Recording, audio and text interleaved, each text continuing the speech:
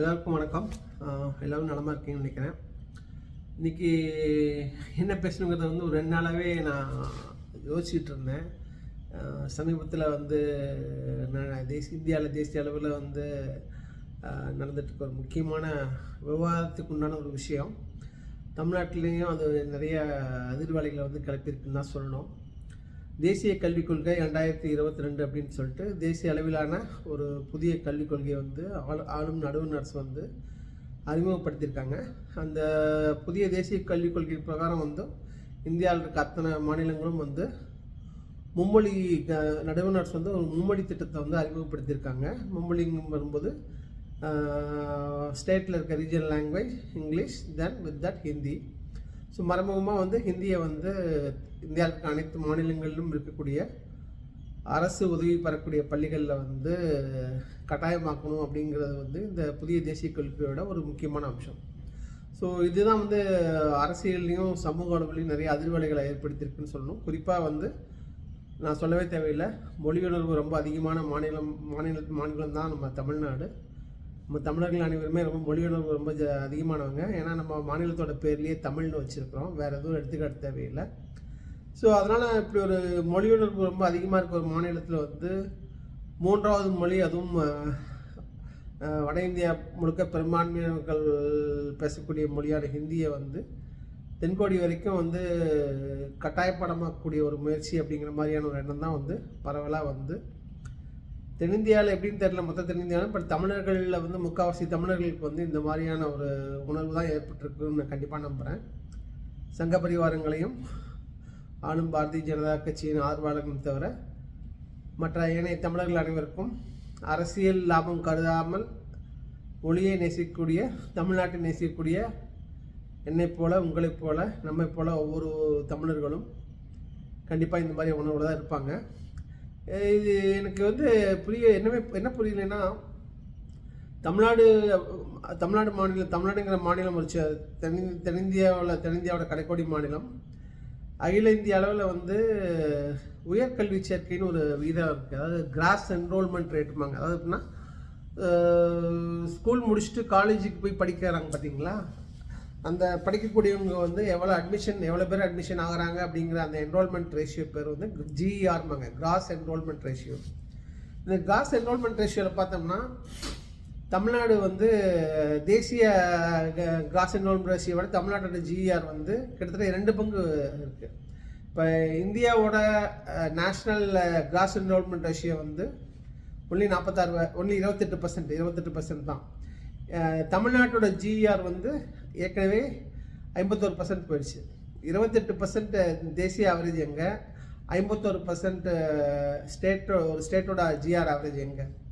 கிட்டத்தட்ட பார்த்தா இந்தியாவுக்கே பாடம் எடுக்கிற ஸ்டேஜில் தான் நம்ம தமிழ்நாடோட எஜுகேஷன் விகிதம் உட்காந்துருக்கு. இன்னும் ஒருபடி மேலே போய் சொல்லணுன்னா, அமெரிக்கான்னு ஒரு அவ்வளோ பெரிய வல்லாதிக்க நாடு, அந்த நாட்டோட தேசிய அளவிலான ஜிஆர் பார்த்திங்கன்னா 41% தான்.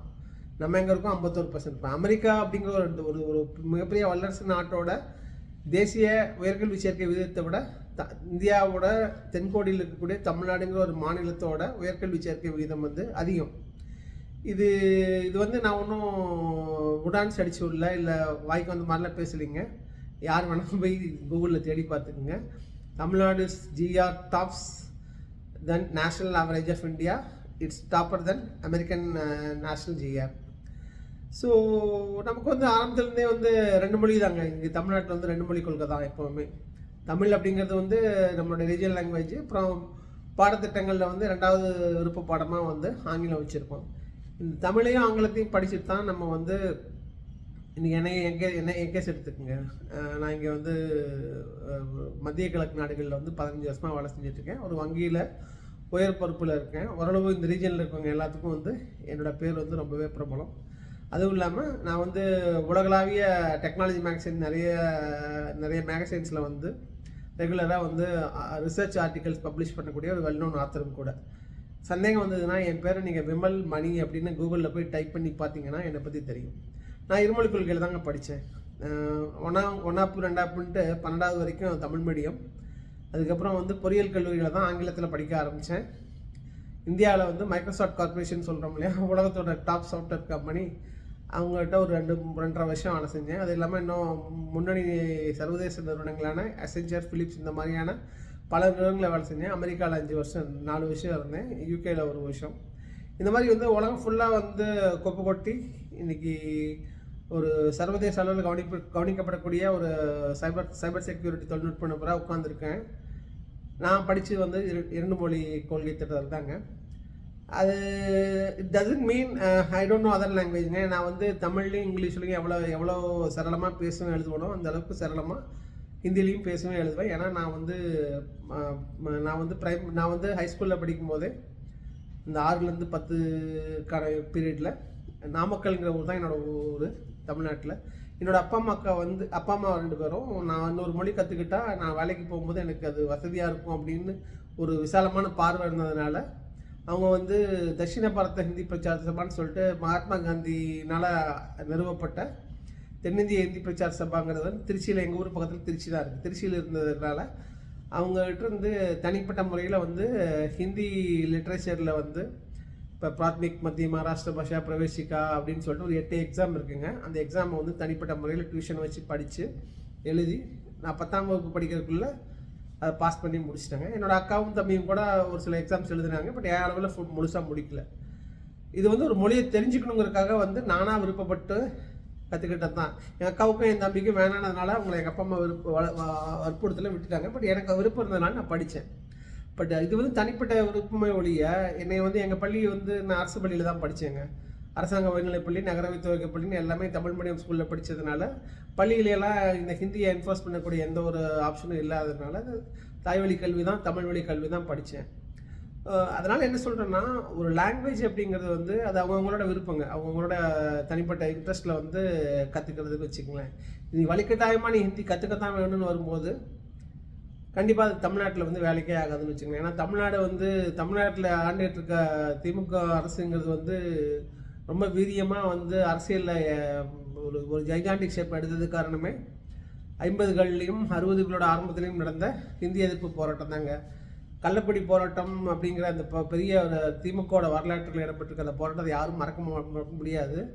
அந்த கள்ளக்குடி போராட்டம் தான் திமுக வந்து ஆட்சி கட்டு இல்லாமத்தி தமிழ்நாட்டில் காங்கிரஸோட பெரிய தலைவரான காமராஜரை தோக்கக்கூடிய அளவுக்கு காங்கிரஸ் மேலே மக்களுக்கு வெறுப்பு வர காரணமே வந்து அப்போ இருந்த மத்தியில் இருந்த ஆளும் காங்கிரஸ் அரசு வந்து ஹிந்தியை வந்து திணிக்க முயற்சி பண்ணி அதை ரொம்ப மூர்க்கத்தனமாக வந்து திமுக எதிர்த்து போராட்டங்கள் நடந்து கிட்டத்தட்ட 100 பேர் பக்கம் இறந்து நெருப்பாற்றல் நீந்தி ஆட்சியை பிடிச்ச கட்சி தான் திமுக மக்கள் ஆதரவோட.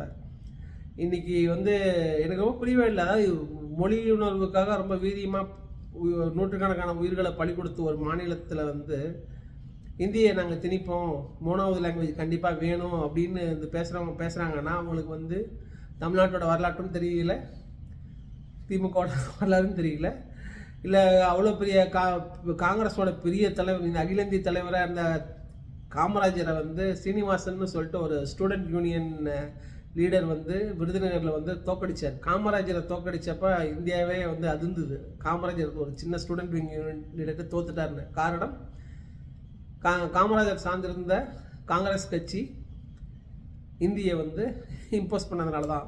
அப்போவே வந்து மத்திய அமைச்சரவையில் இருந்த சி சுப்பிரமணியம், ஓவியா அழகேசன் 2 தமிழ்நாட்டோட அமைச்சர்கள் வந்து அதுக்கு எதிர்ப்பு தெரிவித்து ராஜினாமா பண்ணாங்க. பிறகு ஜனாதிபதி சர்வபள்ளி ராதாகிருஷ்ணனோட தலையீட்டினால அந்த ராஜினாமாவை திரும்ப வாங்கிட்டாங்க. அதனால் தமிழ்நாடு வந்து ரொம்ப வீரியமான மொழியினம் கொண்ட மாநிலங்க. மொழி 3வது மொழி கற்றுக்கிறதுங்கிறது வந்து தேவையில்லை அப்படிங்கிறது அது வலுக்கட்டாயமாக கற்றுக் கொடுக்க வேண்டிய தேவையில்லைங்கிறது என்னோட தனிப்பட்ட ஒப்பீனியனுங்க. ஏன்னா தமிழ்நாட்டிலேருந்து இப்போ வந்து பசங்க, ஐடி பசங்க, சாஃப்ட்வேர் படிக்கிற பசங்கள்லாம் டெல்லி, பாம்பே, கல்கத்தான்னு எல்லா பக்கமும் போகிறாங்க. ஹிந்தி தெரியாமல் தான் போகிறாங்க. அதுக்காக என்ன யாரும் ஸ்ட்ரகிள் ஆகிறதில்ல, ஓடி வந்துடுறதில்ல, கற்றுக்குறாங்க. அந்த கற்றுக்குறாங்க. ஆந்திராவுக்கு போனால் நான் ஆந்திராவில் இருந்தேன், எனக்கு தெலுங்கு கற்றுக்கிட்டேன். பெங்களூரில் இருந்தேன், கன்னடமும் தெரியும் ஓரளவுக்கு எனக்கு. அதனால் எங்கே போகிறாங்களோ அந்த மொழியை கற்றுக்குறாங்க. இப்போ நார்த் இந்தியாவிலேருந்து தமிழ்நாட்டுக்கு எங்கள் ஊருக்கே பாருங்கள், கோழிப்பண்ணையில் வேலை செய்யறதுக்கு ஏகப்பட்ட நார்த் இந்தியன்ஸ் வராங்க. 6 மாதத்துக்கு தமிழ் கற்றுக்குறாங்க, சரளமாக பேசுகிறாங்க. அதனால் மொழிங்கிறது வந்து எங்கே பிழைக்க போகிறோமோ அங்கே இருக்கக்கூடிய சூழ்நிலைகள் வந்து நம்மளை கற்றுக்க வச்சுக்குமே ஒழிய, அப்படி கற்றுக்கிறது தான் வந்து நம்மளை வந்து ஒரு ஆர்வமாக ஒரு தீவிரமாக கற்றுக்க வைக்குமே ஒழிய, படிக்கிற பீரியடில் வந்து 3வது மொழின்னு வந்து சொல்லி கொண்டாந்து துடிச்சோம்னா அது மாணவர்களுக்கு வந்து ஒரு சஃபகேஷனை தான் க்ரியேட் பண்ணுமே ஒழிய அந்த மூணாவது மொழிங்கிறது வந்து it can be computer language. Teach every one Python, Java, JavaScript, C++. Why can't this language be third language? இப்போ இன்றைக்கி இருக்க சூழ்நிலையில் குவாண்டம் கம்ப்யூட்டிங்கிறான், ரொபோட்டிக்ஸுங்கிறான், ஆர்டிஃபிஷியல் இன்டெலிஜென்ஸுங்கிறான், நியூரல் நெட்வொர்க்குங்கிறான், டீப் லேர்னிங்கிறான், ஃபின்டெக்குங்கிறான், என்னென்னமோ சொல்கிறாங்க. அதுக்குண்டான லாங்குவேஜ் ஏன் கற்றுக் கொடுக்கக்கூடாது? தேர்ட் லாங்குவேஜ் தான். ஹிந்தி கற்றுக்கிட்டதுனால என்ன ஆகிட போகுது? இப்போ ஹிந்தியில் என்ன புரியவே இல்லை எனக்கு. இப்போ ஹிந்தியில் வந்து படிச்சுட்டு அமெரிக்காவில் போய் வேலை தர முடியுமா? இல்லை ஒரு சர்வதேச கம்பெனி வந்து சென்னையில் இருக்க கம்பெனியில் தான் வேலை செய்ய முடியுமா ஹிந்தியில் கற்றுக்கிட்டு? ஒன்றுமே பண்ண முடியாது. ஆங்கிலம் தான் வந்து இணைப்பு மொழிங்கிறது வந்து நேஷ்னல் லாங்குவேஜ் ஆக்டுங்கிறது ஒரு மூலமாகவே வந்து ஏற்கனவே வந்து ஜவஹர்லால் நேரு வந்து ஒரு அஷூரன்ஸ் கொடுத்தாரு. தேசிய மொழி அப்படிங்கிற வார்த்தையை விட்டுட்டு அஃபிஷியல் லாங்குவேஜ் அப்படிங்கிறது மூலமாக வந்து ஹிந்தி உள்பட நிறைய லாங்குவேஜை நாங்கள் ரெகக்னைஸ் பண்ணுவோன்னு சொல்லி ஒரு ஆக்டை கொண்டு வந்தார். அந்த ஆக்டை வந்து அப்பயே அபாலிஷ் பண்ணுறதுக்காகத்தான் இந்த ஜனசங்கத்தோட ஆளுங்கள்லாம் வந்து அப்போ இருந்தே போராட்டாங்க. ஜனசங்கங்கிறது இன்றைய பாரதிய ஜனதாக்காவோட தாய். ஆரம்பத்திலேயே வந்து மொரார்ஜி தேசாய், நேரு மாதிரியான முன்னாள் பிரதமர்கள் கொடுத்த வாக்குறுதிகளை வந்து காற்றுல பறக்க விட்றதுக்கான எல்லா முயற்சிகளையும் அவங்க பண்ணிகிட்டே தான் இருக்காங்க. இது ஒன்றும் இன்றைக்கி புதுசாக வந்து அவங்க வந்து அறிமுகப்படுத்தலை. காலங்காலமாக ஜனசங்க காலத்துலேருந்தே இது நடக்கிறது தான். ஆனால் என்னென்னா மொழிக்காக வந்து நிறைய உயிர்களை பலி கொடுத்துருக்கோம் நம்ம. ஏன்னா இலக்கிய வளம் நிறைஞ்ச மொழிகளில் ஒன்று வந்து தமிழ்ங்கிறது வந்து இந்திய அளவில் யாருனாலையும் மறுக்க முடியாத ஒரு விஷயம். அவ்வளோ இலக்கியங்கள் இருக்குது. சங்ககால இலக்கியங்கள் இருந்து இன்றைய இலக்கியங்கள் வரைக்கும் அவ்வளோ படைப்புகள் இருக்குது. ஸோ இலக்கிய வளமும் ரொம்ப நீண்ட வரலாறும் கொண்ட தமிழ் மொழியை தாய்மொழியாக கொண்ட நம்ம இந்த மாதிரியான ஒரு அராஜக நடவடிக்கையை வந்து எப்படி ஏற்றுக்குவோன்னு வந்து அவங்க யோசிக்கிறாங்கன்னு தெரியல. Third language can be computer language. இதை தான் வந்து ஒரு ஆக்டிவான கவர்மெண்ட் வந்து யோசிக்கணும். அமெரிக்காவுக்கு மோடி போனப்போ என்ன ஆச்சு? அவரால் வந்து அமெரிக்கன்ஸ்க்கு ஈக்குவலாக ஆங்கிலம் பேச முடிஞ்சுதா? ஒரு மொழிபெயர்ப்பாளருக்கு 2 மொழிபெயர்ப்பாளர் வச்சுக்கிட்டு தானே பேசினார். எவ்வளோ ஒரு நகைப்புக்குண்டான விஷயமா மாறிடுச்சு. நீங்கள் சோஷியல் மீடியாவில் போய் பாருங்கள், கண்ணா பின்னான்னு வந்து மீம்ஸ் போட்டுருக்கேன். ஒரு பாரத பிரதமரை வந்து இந்த மாதிரி ஒரு அசிங்கப்படுத்துறது வந்து ரொம்ப வேதனையான விஷயம். பட் ஃபேக்ட் என்ன? அவரால் வந்து அமெரிக்க அரசியல்வாதிகளுக்கு ஈக்குவலாக வந்து ஆங்கிலத்தில் பேச முடியல. என்ன ரீசன்? ஹிந்தியை தூக்கி பிடிச்சாங்க. ஹிந்தியை தூக்கி பிடிச்சதுக்கு போல ஆங்கிலத்தை வந்து இணைப்பு மொழின்னு ஏற்கனவே ஒத்துக்கிட்டதுனால ஆங்கிலத்தில் வந்து இன்னும் கொஞ்சம் புலமையை அதிகப்படுத்தியிருந்தால் அவர்களும் வந்து ஆங்கிலேயர்களுக்கு அமெரிக்கர்களுக்கு ஈக்குவலாக வந்து பேசி மூக்கில் வரல வைக்க வச்சுருந்துருக்கலாம். அவங்களுக்கு ஈக்குவலாக வந்து விவாதங்கள் நடந்திருக்கலாம். நீங்கள் இப்போ இந்த தடவை பாரத பிரதமர் மோடி அவர்கள் அமெரிக்கா போன அவரோட அந்த விசிட்லேயே பாருங்கள், எந்த ஒரு விவாத நிகழ்ச்சியிலும் எந்த ஒரு பத்திரிகையாளர் சந்திப்பிலும் அவரால் வந்து அமெரிக்க அதிபர் ட்ரம்ப் அவர்கள் வந்து பேசின அளவுக்கு சரளமாக பேச முடியல. காரணம் என்னென்னா, நம்ம பாரத பிரதமர் மோடி அவர்கள் வந்து ஹிந்தியில் வந்து புலமை பெற்றவர், ஹிந்தியிலேயே படித்தவர், ஹிந்தியிலேயே அரசியல் செஞ்சுக்கிட்டு இருக்காரு. அதை தாண்டி அவங்களுக்கு யோசிக்கிறதுக்கு வந்து மனசு இல்லை. மொழி முக்கியம் தாங்க. Hindi as a language okay, it's good, we have to give importance. But இந்தியாவை தாண்டினா இணைப்பு மொழி அப்படிங்கிறது வந்து எது? ஆங்கிலம் தானே. ஒரு தொழில் வாய்ப்பு தேடி அயல்நாடு போகிறவங்களுக்கு வந்து இணைப்பு மொழி எது? ஆங்கிலம் தானே. அதனால் ஹிந்தியை படிக்க வேணாம்னு சொல்லலை, அது அவங்க விருப்பத்துக்கு விட்டுறலாம். அதே சமயம் ஆங்கிலத்திலையும் தொழில்நுட்பத்திலையும் வந்து போதிய கவனம் செலுத்துறது தான் வந்து ஒரு புதிய கல்விக் கொள்கையோட நோக்கமாக இருக்கணுமே ஒழிய, நான் இந்திய இந்திய அளவில் எல்லாத்து மேலேயும் திணிப்பேன், நீ படிச்சு தான் ஆகணுங்கிறது வந்து அவங்க வந்து கொலவிக்கூட்டில் வந்து கை வச்ச மாதிரி தமிழ்நாட்டில் வந்து இந்த விஷயத்தில் வந்து அவங்க பெரிய தப்பு பண்ணியிருக்கான்னு தோணுது. ஏன்னா வந்து அறிஞர் என்ன சொன்னார்? பெரியார் கேட்ட தனித்தமிழ்நாடு கோரிக்கையை நான் கைவிடுறேன், ஆனால் தனித்தமிழ்நாடு கேட்பதற்கு உண்டான அனைத்து காரணங்களும் இன்னும் உயிர்ப்போடு தான் இருக்குதுன்னு வந்து அவர் சொல்லிட்டு தான் அந்த கோரிக்கையை கைவிட்டார். இவங்க வந்து இந்த மாதிரியான தமிழ்நாட்டு மேலே வந்து இந்த மாதிரியான விஷயங்களை திரிச்சுக்கிட்டே இருந்தாங்கன்னா அறிஞர் என்ன சொன்னதான் நம்ம ஞாபகப்படுத்த வேண்டியிருக்கு. தனித்தமிழ்நாடு கேட்பதற்கான அத்தனை நியாயங்களும் இன்னும் உயிருடன் தான் இருக்கின்றன. பட் இந்திய யூனியனில் இணைய வேண்டிய தேவையை கருதி அதை நான் கைவிடுகிறேன்னு அவர் சொன்னார். திருப்பி அவங்க அதை பேச வச்சுருவாங்களோ அப்படிங்கிறது தான் ரொம்ப கவலையாக இருக்குது. எல்லாருமே தேசிய நீரோட்டத்தில் இணைஞ்சு பயணிக்கிறத தான் விரும்புகிறோம்.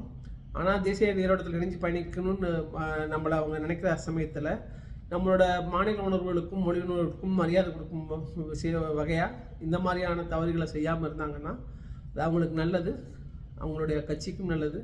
பாரதிய ஜனதா அப்படிங்கிற ஒரு தேசிய கட்சி தமிழ்நாட்டில் வேர்பிடிச்சு வளரணும்னா இந்த மாதிரியான தேவையில்லாத வேலைகளை விட்டுட்டு மக்களுக்கு எது பிடிக்குமோ, மக்களுக்கு எது விரும்புகிறாங்களோ, மாநில மக்களோட உணர்வுகளுக்கு எப்படி மரியாதை கொடுக்கணுமோ அந்த மாதிரியான வேலைகளை செஞ்சாங்கன்னா கண்டிப்பாக அதுவும் ஒரு நல்ல அரசியல் கட்சி தான். தேசிய அளவில் வந்து மிகப்பெரிய சாதனைகளை புரிஞ்ச கட்சி தான். தமிழ்நாட்டில் வந்து வேர்பிடிச்சு வளர்றதுக்கு வந்து அவங்க மக்களோட உணர்வுகளோடு இணைஞ்சு பயணப்பட்டாங்கன்னா அதுதான் அவங்களுக்கான ஒரு வாய்ப்பாக இருக்குமே ஒழிய, மக்களோட உணர்வுகளோட விளையாடுறது, மக்களை அடக்கி வைக்கணும்னு நினைக்கிறது, தமிழ்நாட்டுக்கு நிதி கொடுக்க மாட்டேன் அப்படின்னு சொல்கிறது, இது எதுவுமே வந்து எந்த விதத்திலும் வந்து அவங்களோட அரசியலுக்கு வந்து உதவாது. ஏன்னா தமிழ்நாடு வந்து தமிழ்நாடோ தமிழர்களோ என்றைக்குமே எவனுக்குமே தலை வணங்கினதே கிடையாது, வரலாறே கிடையாது.